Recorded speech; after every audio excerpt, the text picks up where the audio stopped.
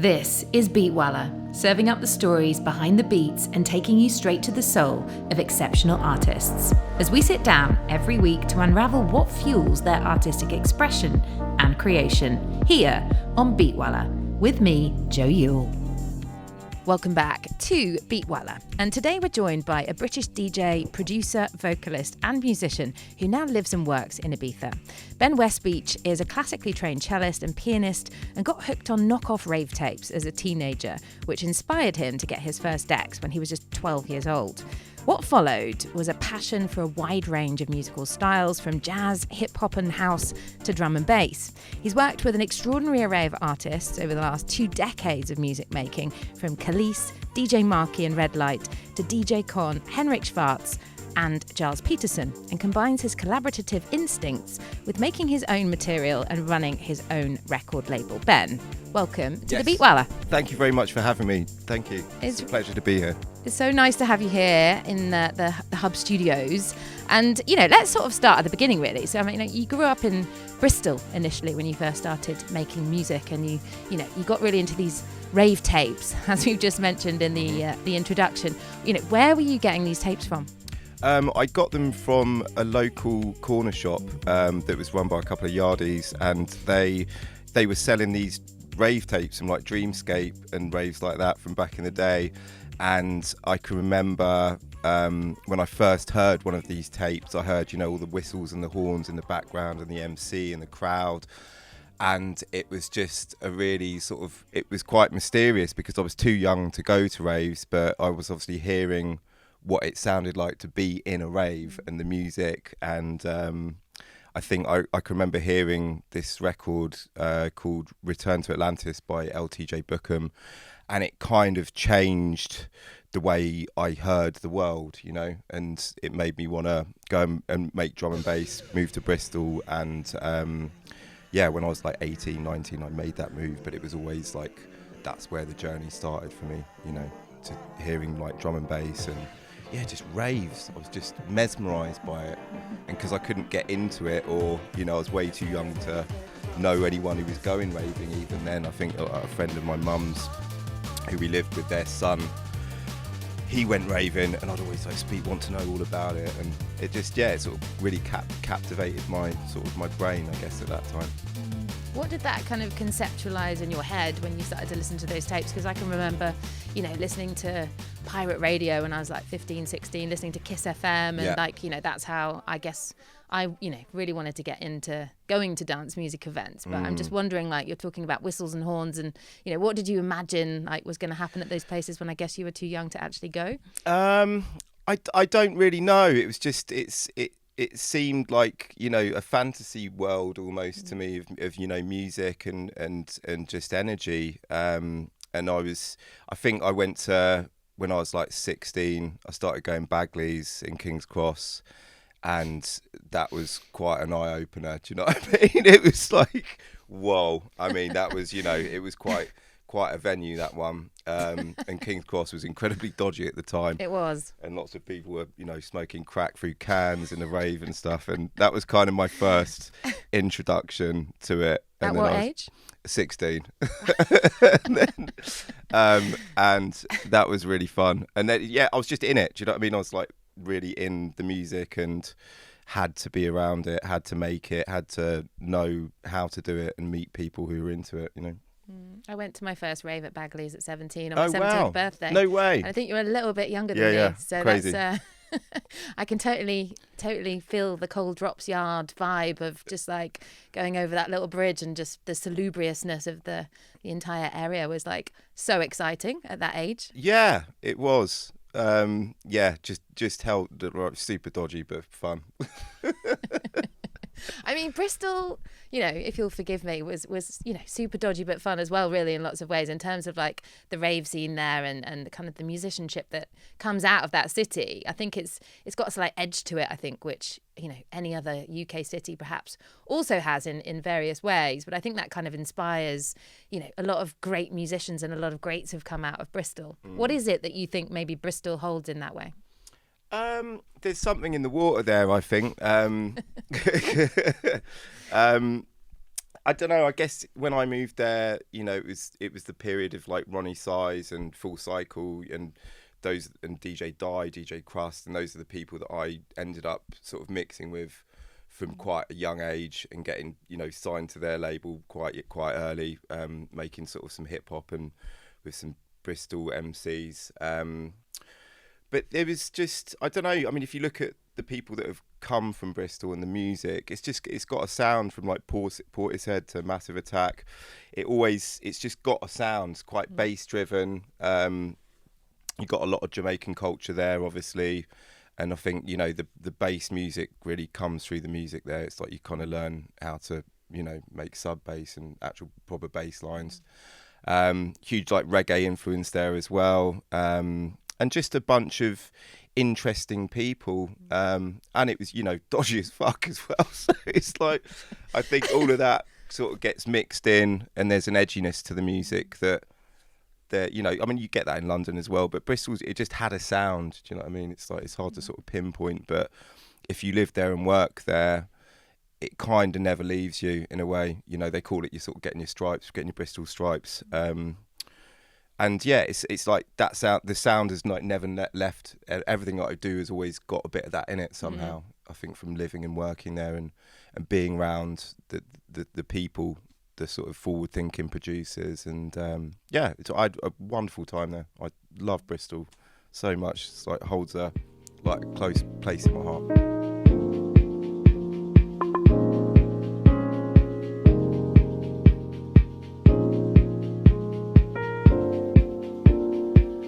Summer goes and winter comes again.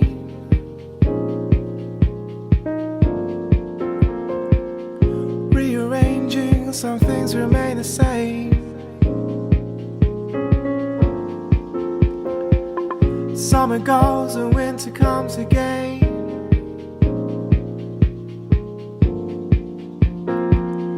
Rearranging, some things remain the same. Summer goes and winter comes again.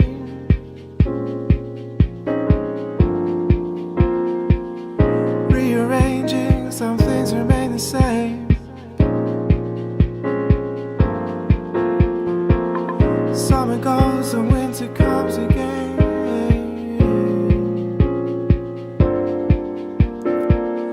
Rearranging, some things remain the same.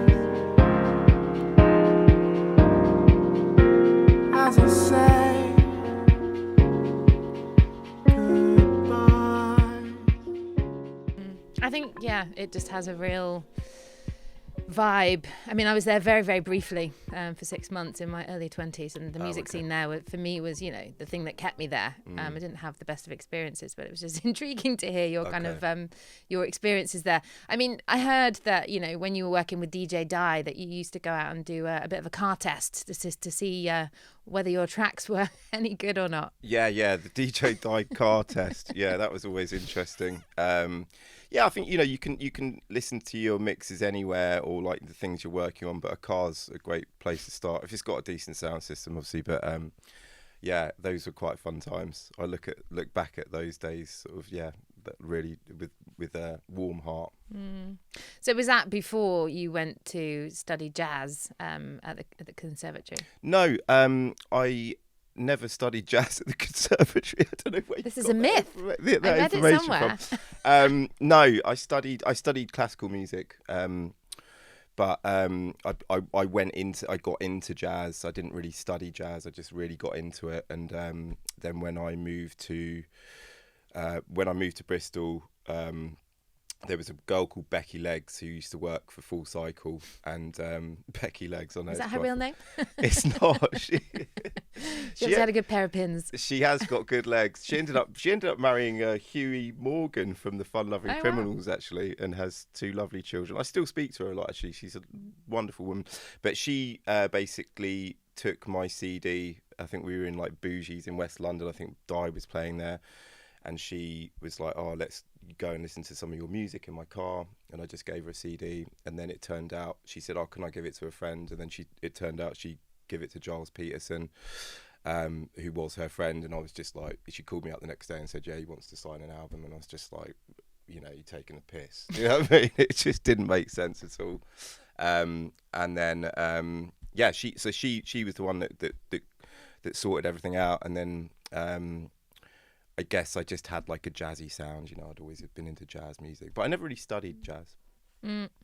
But you studied, you know, cello and violin. cello, piano, and singing, all to sort of like, you know, just like I was in choirs and orchestras and that at school. I got a music scholarship to a school, so that really changed my trajectory as well, because I was listening obviously to all the rave stuff and then studying all the classical bits, and it kind of sort of just merged for me. It all sort of made sense together, you know, where a lot of people, the classical people, were just like, what the fuck is this music you're listening to? You know, and I didn't really fit in with like the classical scene, you know, like all the kids were felt very different from everyone, you know, a little bit like odd one out sort of vibes. But I mean, the music was just taking me to different places, so. 'Cause I feel that we belong for a while.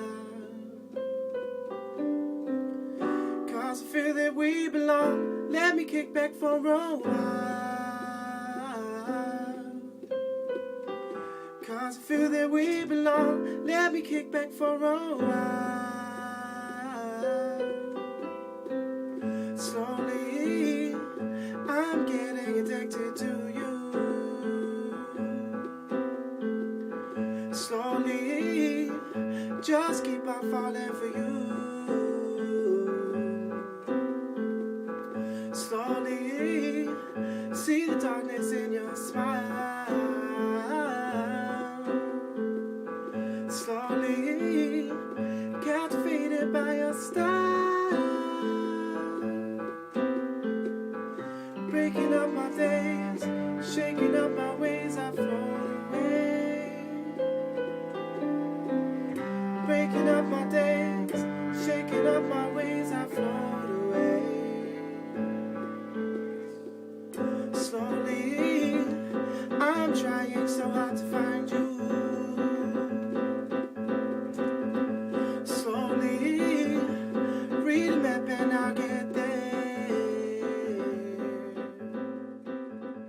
Slowly, It's quite lonesome sometimes, music. I think you're sort of like, when you're making it on your own, you know, and being with it on your own, even like DJing from those days, it's like you're on your own, you know, in your bedroom. There's no one else around. So I quite like that element of it, though. I think that's what makes me happy about music. I can just be on my own and not have to deal with anyone, especially not hang drum players. We won't mention the hang drum players of Ibiza, where we live, and there was one in the studio just over there, actually. I know it's your favourite. It's my favourite instrument out there. I mean, when you know, got that first deal with Giles's label, Brownswood Recordings? Brownswood Recordings, yeah. And, you know, that moment of, obviously, elation, I guess, when that deal was on the table.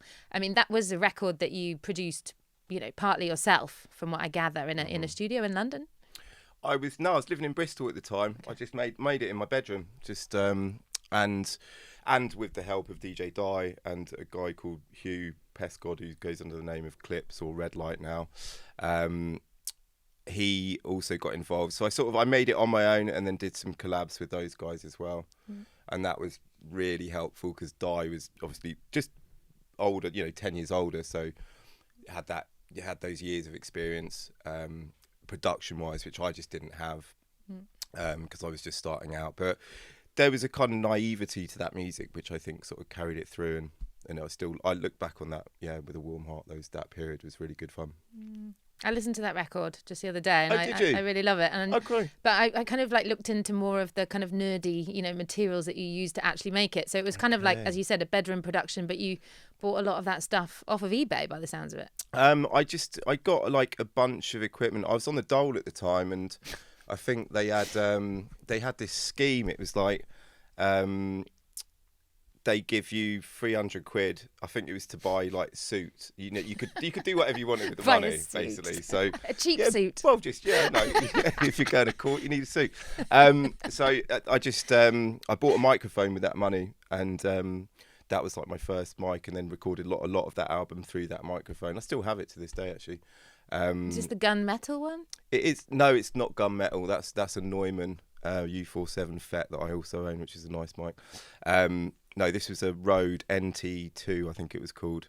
But that really helped me, you know. So thank you, the British government, for sorting out. For giving you a double handout. Yeah. Amazing. I love being on the dole. 300 quid though. I mean, how long did it take for you to make your first pennies then through music?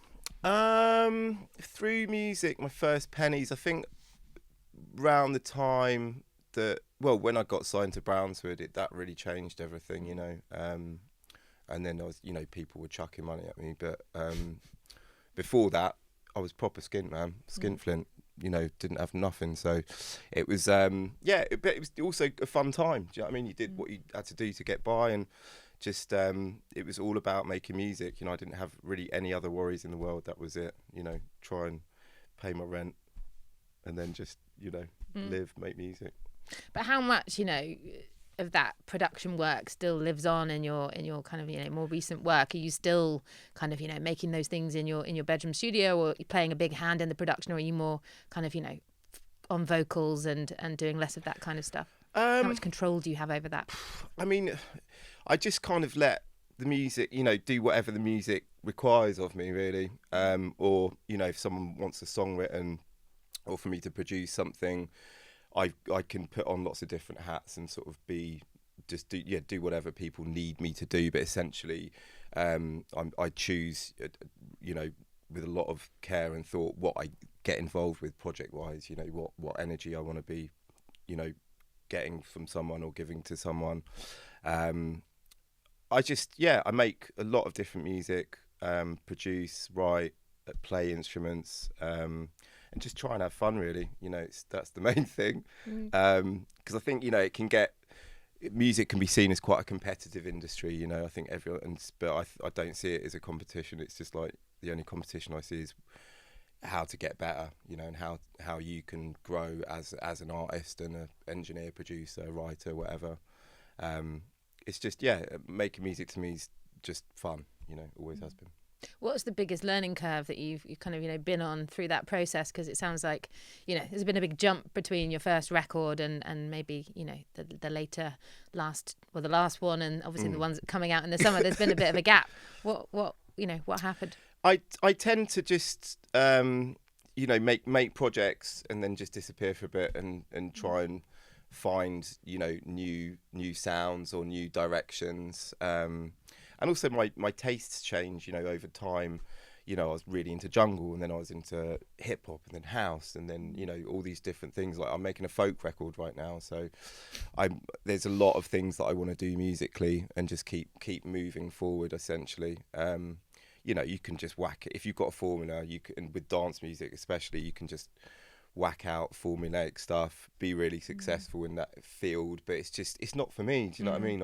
I prefer the company of more interesting, you know, people, more, you know, people with a breadth of, you know, sort of genres and styles, rather than just like, I make this is what I do, bang it out, formulaic. You know, that's really boring to me. I couldn't live a musical life like that. Do you ever worry that the audience is going to be, you know, perhaps less into the change of direction? Or does that ever kind of infiltrate your creative process, like worrying how that's going to go down when you kind of change track? Never. No. I just don't. Music's not. I don't make music for an audience. I make it for myself, and I don't really think about it too much. I've been incredibly lucky to have had success and not to have had to worry about that too much. You know. And I never got like sort of that massive that I was like, right, I've got to just do this now. You know, I've always been able to start new aliases and new projects and kind of, you know, get away with it. But I do get what you're saying. It's difficult when people pigeonhole artists to a point where then they can't do anything else. You know, it's almost sad in a way. It's like, you know, chopping off a bird's wings and being like, right, that's it. You're only going in one direction. But it's never really bothered me. And as I said, I don't make music necessarily for an audience. You know, it's once a tune's finished with me, it's sort of like I'd let go of it emotionally. It's out there. You can't, you know, control what anyone's gonna if they're going to like your music, or if it connects to them. It might connect to them in one way. For someone else, it will be completely different. So I just try not to think about an audience. I try and think about myself. I know that probably sounds a bit selfish, but music's, it's my music. It's like it's no one else's music. So everyone else can off, Well, I just if you can be in that position to make it for yourself and the thing that makes you happy and lights you up with, and working with, you've worked with a hell of a lot of different, vocalists and under different aliases and monikers, and there's just such a wide range of people. It's impossible to pinpoint one moment. But what about, I have to ask, what was it like working with Kelis? I just got used to my space. I don't know how to feel. This whole thing seems so big. We got so much history. I heard you. She was great, Kelis. Wow, yeah, it was. I can't even remember how that came out, or how it came about, or how I ended up working with her.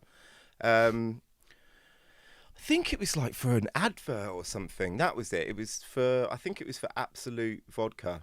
And my friend, I had a lot of friends who were creative directors when I lived in Amsterdam, because lots of advertising agencies are there. And he was like, I was having a lot of success at the time, so he was just like, I want you to work on this project with me. I've got Kelis involved. Can you write a tune for her? So we wrote a tune, I think, for this advert. And then they were like, we should maybe do a collab with her anyway, because I was on Atlantic at the time and they could make that happen. So yeah, we just ended up recording in a studio in London. She turned up with a huge entourage, of course, and her PA, who was just like buying handbags and stuff in the studio. It was nuts. I was just like, we just need to get this done, but she was really, really lovely lady. Very talented, and she brought a kid to the studio. She had a kid with Nas, didn't she?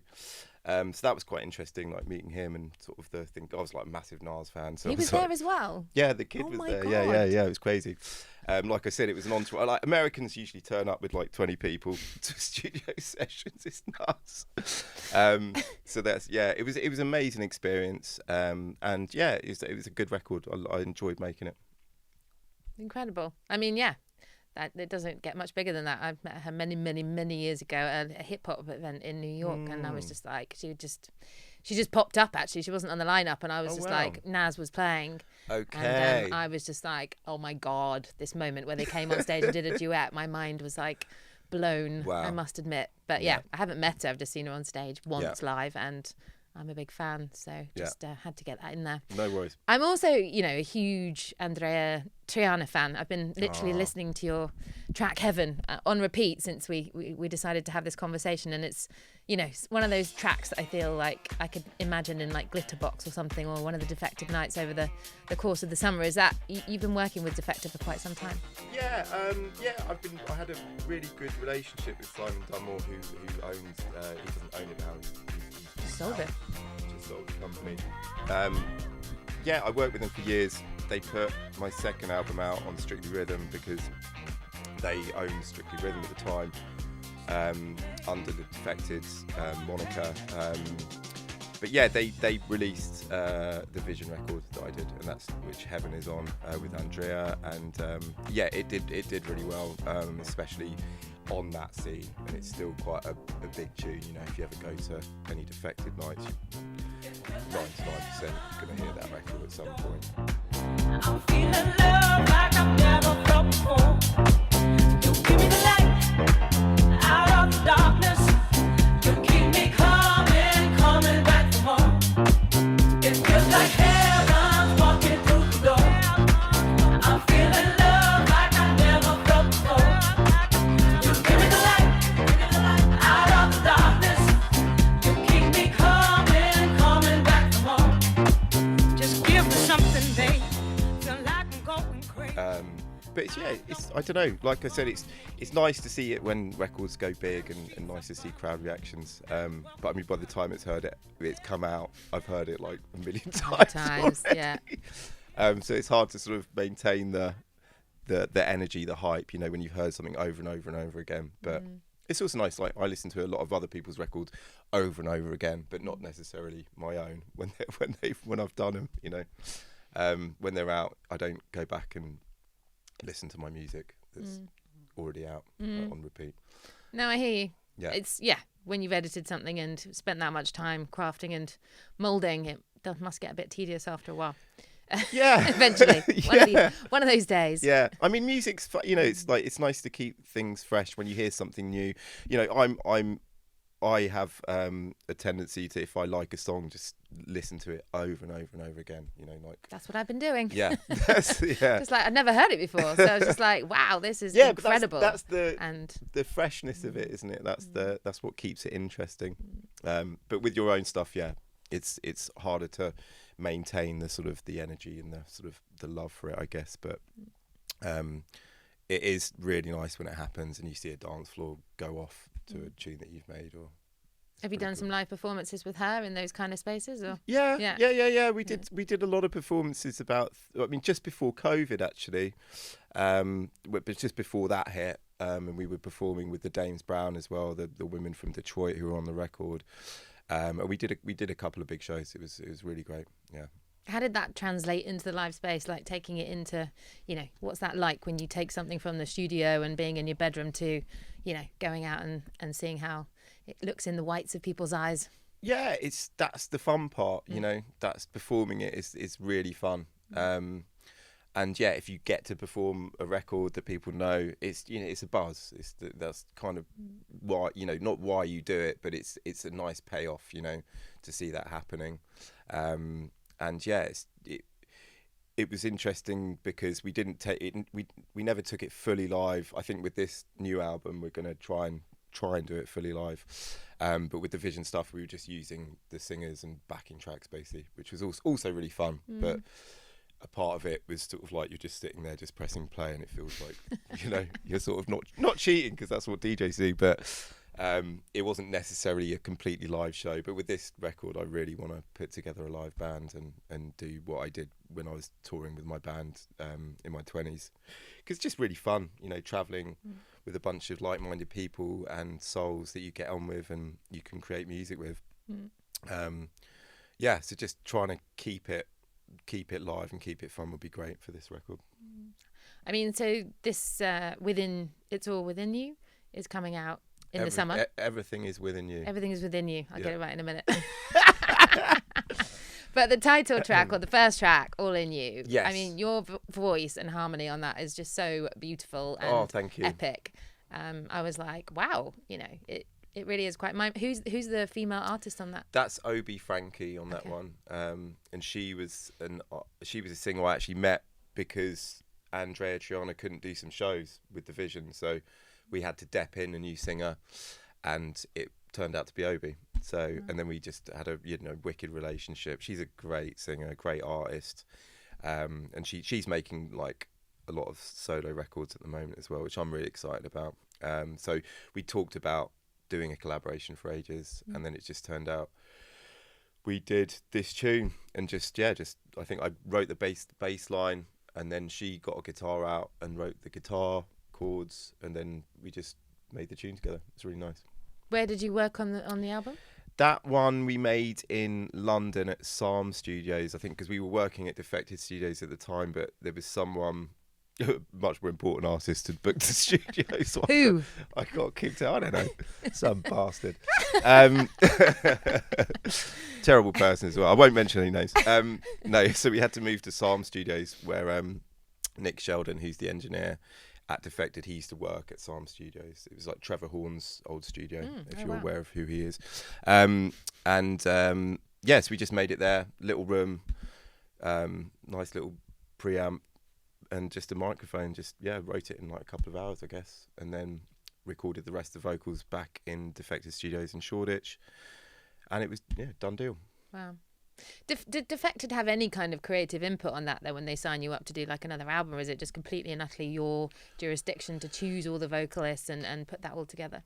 It was kind of set up by Defected. I was flown over to write some songs for some people basically, and then I met Holly, whose stage name is Ra, and Karen Harding and a couple of other singers that I was just thrown in to write with, and then they ended up becoming the singers on the album because we just had such a great energy, and like especially with Holly, it was just like instant. You know, she's so quick with writing and harmonies, and we're kind of hearing things in the same area. So it stemmed out of those first sessions, and it wasn't even meant to be an album for me. I was just like coming out of just a period of sort of disappearing for a bit and then coming back to work, and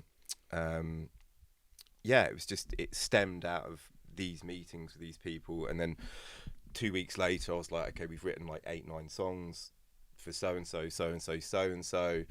and I was just like, well, you know, this sounds to me like I could make this into a really nice record, you know.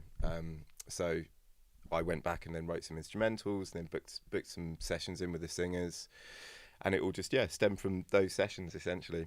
So quite a quick album to make, which is rare for me. I usually take a long time, second guessing everything, but this one was just straight off the bat.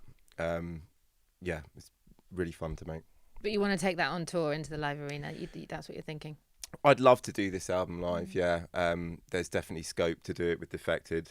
We've already booked in some shows to do live in like Malta and Croatia and at Hyde this year for the Glitterbox nights. I'd get off on that, and then I can, you know, perform some of the Vision records and just do like a sort of back catalogue of the things that I've done with that label would be great. Amazing. Well, I'm going to ask you for guest list for High, obviously. I'm going to be that annoying person that rings you up this summer. No problems. You're welcome. Welcome to it. I mean, you know, you're talking about the follow-on from that is a folk album. Like, what's going on with that? Yeah, I mean, I don't know. Where does that come from? Some bad decisions at 4 a.m. Sounds like a great decision. Yeah, no, yeah. I just got really into like about 4 years ago. I really got into like John Martin and Nick Drake and people like that, and just became kind of. I tend to get obsessed with artists and then just, you know, try and become them, or you know, just. I don't know, just musically sort of like learn all the songs, and, you know, sort of I can probably do like a John Martin set sort of off the bat now, which is great. But yeah, got heavily into that. A guy called Alex Bark from Jazzanova gave me a folder of music about 5 years ago, which is like all like folk psych and that sort of, you know, sort of late sort of 60s, early 70s stuff. And this folder of music just again like just completely switched my brain to another way of thinking or another way of hearing things, and then I was like, I fancy a piece of that, so write a folk album, why not?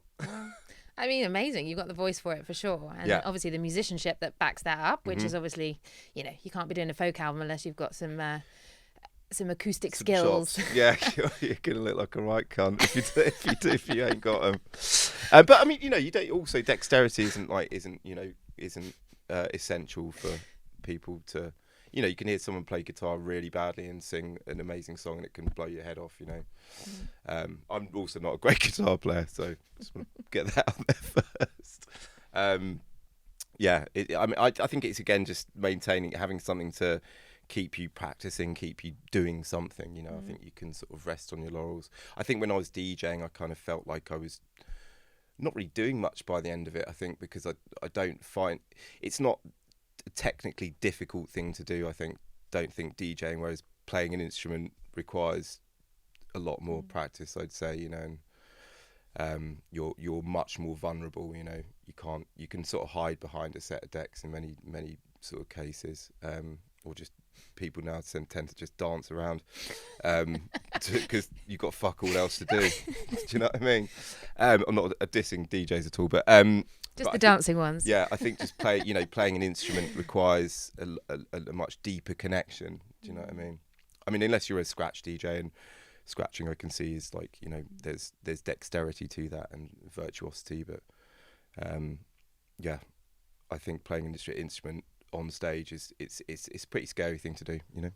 For sure. I mean, I had that conversation with Christian Loeffler earlier on in the series, and you know, he was saying that there is a lot of like performance art these days when you're behind, you know, the decks or whatever, and that's just not the kind of style of music that he has, and he's not a very good dancer. And you know, you do see a lot of these sort of dancing, performing DJs on Instagram these days, and it's quite intriguing actually to see what DJs do when they're playing music. I mean, you can't just stand there like a lemon, right?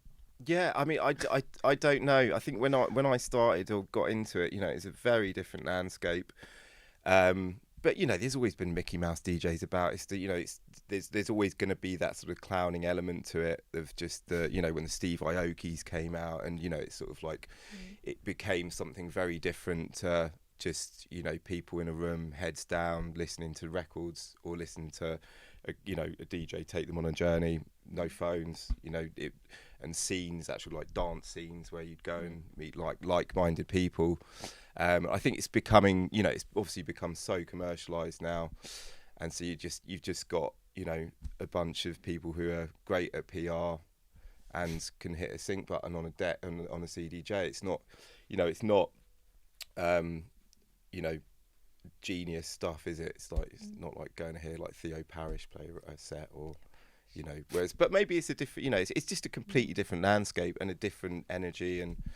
But the main thing is like everyone's still going raving, so it's still raving essentially, you know. It's just, I think the landscape's changed a lot, you know. It's funny that you should mention Theo Parrish actually, because I was literally trying to conjure up one of the first ever DJs I saw at Plastic People, and Right. I'll never forget that moment of like pulling back that velvet curtain and he was playing, and it was just like, that was the start of the love affair with dance music for me, for sure. Yeah. Did you ever go there? Yeah, of course. Yeah. Yeah, I saw Theo play there many times. I mean, because obviously I was, you know, hanging out with Giles, and that he was, you know, heavily in that scene, you know, him and sort of, I mean, he's probably up there, I'd say, you know, with Theo as a DJ. So yeah, I was just engulfed in that whole scene in London. It was a great time, and all the co-op stuff that used to go off was wicked. IG Culture and Alex Fincy.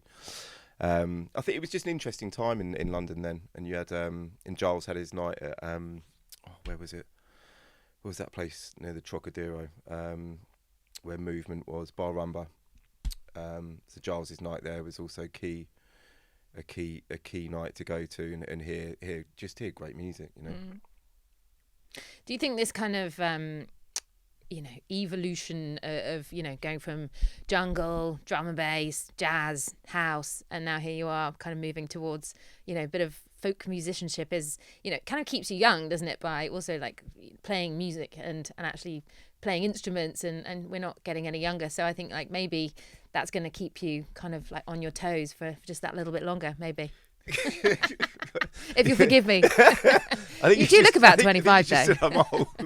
Not really. It wasn't what I meant. Yeah, I get what you're saying. Yeah, just to keep it moving, keep it fresh, and keep yourself interested in it, and so you can learn, you know, and always keep on moving forward with it. Yeah, I guess it keeps you young in a way. I can't imagine you sort of sitting on a few hay bales at a festival, strumming your guitar and I know. having a gather round. That's where we're going. Maybe with I'm it. wrong though. Yeah. Bit of a fire pit. I don't know. Yeah, I mean, I used to love what Joe Strummer did at Glastonbury. Do you know what I mean? When he had his little area, Strummersville, yeah. And you know, it was all about that, sitting around with a guitar and just singing some classic airs. You know, it's a nice thing to do. For sure. I mean, you've obviously taken this, you know, musical career of yours from so many different like big cities, from Amsterdam, London. Here we are in Ibiza. Where would you say your kind of natural habitat for music is? That's an interesting question. I wouldn't say I have a habitat anymore. I think when I was living in cities, I was living there because of the music, because of the scenes. Like, you know, I moved to Bristol because of the scene, because of the music, and then I moved to London because of the scene, because of the music, and then I moved to Amsterdam. It's for the same reason, you know. And I think moving to Ibiza was the first time I didn't move for the music. Wow. Okay. Yeah. Why did you move here? For nature, essentially, to be around like the sun and the sea, and yeah, just beautiful places to walk. I like a bit more of a quiet life these days, so I moved for those reasons. Not for the music. I think the music scene here there's not really a scene. Do you know what I mean? It's like you've got mega clubs, but there's no sort of small pockets really. There kind of is, but nothing to, follow or shout about. It's not something that I just didn't move here for the music. So you're not into clubbing anymore? Not hugely, no. I've just been in clubs so much that I don't really, unless there's someone who I really want to go and see, but I'd rather go and see a musician play, or rather than just go and see a DJ. I'm less into clubbing, but I think that's probably quite natural. I'm 42 now, so I just think I've grown out of it a little bit, and I don't particularly like huge crowds of people and really loud music around me anymore. I like making music or listening to a nice record at home. God, I sound like really boring. Doing some knitting. Not at all. Yeah, that's just what I'm into. I've just moved out of it. It's just not something I'm passionate about anymore. So have you got a home studio? Yeah, I have a home studio. Yeah. It's this is the first record I've made without having an actual studio space that was my own. So I was always really the one that's about to come out. The one that's about to come out. Okay. Yeah. So I made it in sort of some different studios, and then just made it in my house. Overlooking the sea.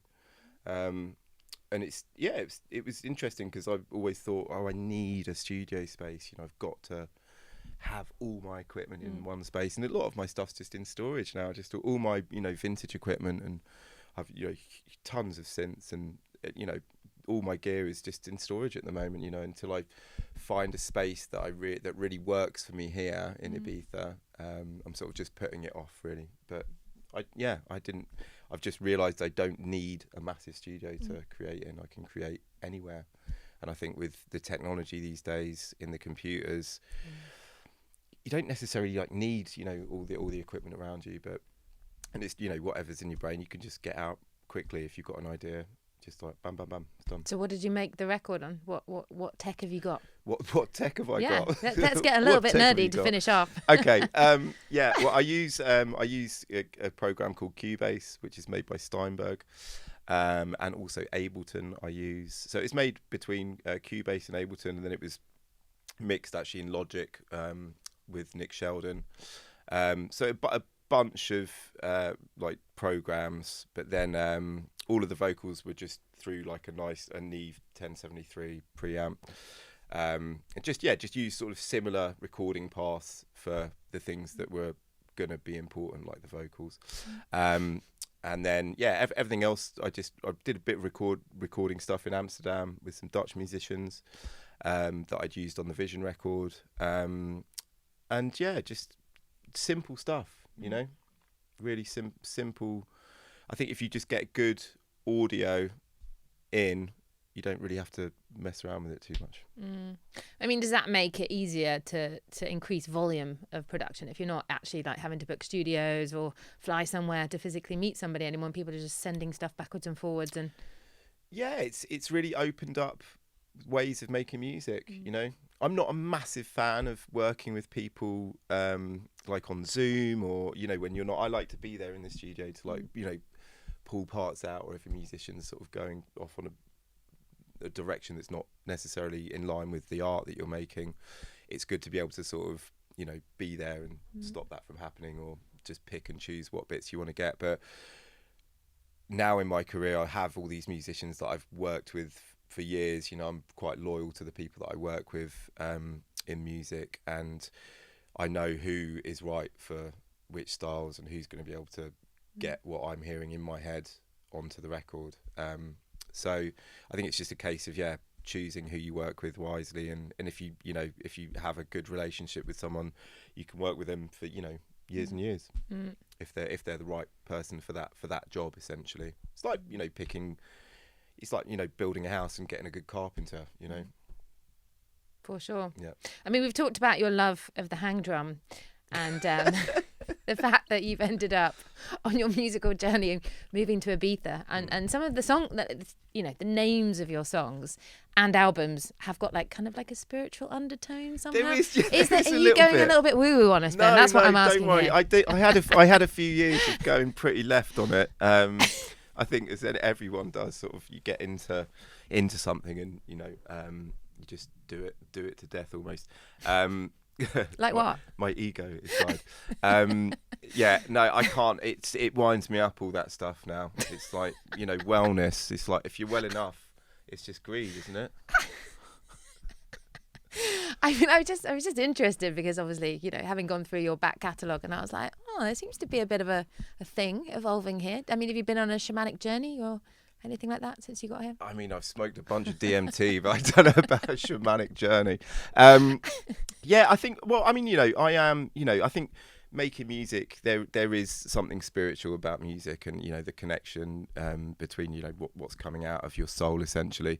So, I think it is a spiritual thing. I think anything that, that transcends is, so I don't think I am hugely spiritual, but I must be in some way to come up with all these stupid names for songs. I like them. I think they're really and they're so reflective in the lyricism. Yeah. So I'm just like, it's a beautiful thing, but I was just no, it is. It's a minor very observation. Yeah. And particularly the name of spiritual. the next album. Yeah. Coming out next. Yeah. I think you ask yourself questions, in this life, don't you? So I think it's a case of growing and, just working out sort of who you are essentially and why you do the things that you do. And so I guess there is a spiritualism in it. I don't know. I think I just try and speak the truth with my songs. So I think I don't know. I just don't know. I don't try and put a spiritual angle on it. No, but I was just intrigued, Yeah. and I think there's obviously the All In You track for me was quite special. See people, they come and go. Sometimes you just never know about it.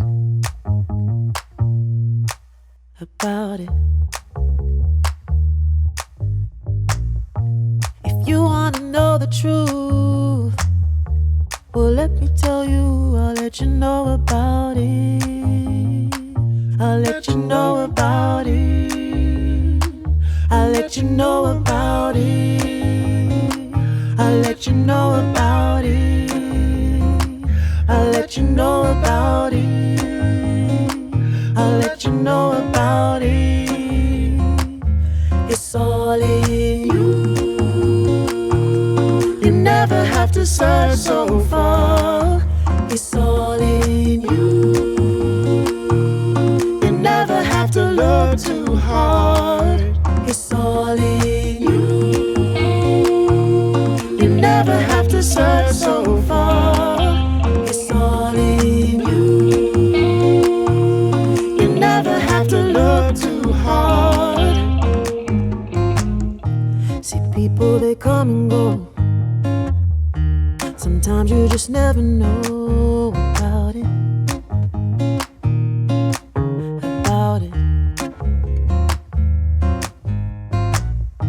If you wanna know the truth, well, let me tell you, I'll let you know about it. I'll let you know about it. I'll let you know about it.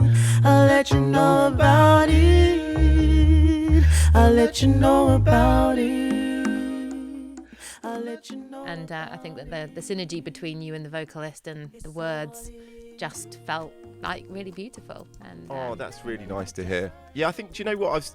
There's an album by this band called Rasa, which I can't remember what it's called. Everything. I can't remember what it's called. The album. Everything I See Is You, or something like that. I think there was that quite inspired me, that record, and that's quite a spiritual record. It's a really cheap record, but it sounds like $1 million record, Rasa, and that quite inspired me, I think, to sort of go down this route of, I guess, self-reflection in a way. Yeah. I think that brings us neatly to a close. I'm super excited to see you guys on tour this summer. and to hear the folk music as well. Yeah, that'll probably be coming out, I reckon, next year if I can finish it this year. You've been very productive of late. Yeah, I like making records. You're on a roll. Yeah. Nice. Thank you so much for joining us here on The Beat Weller. Thank you.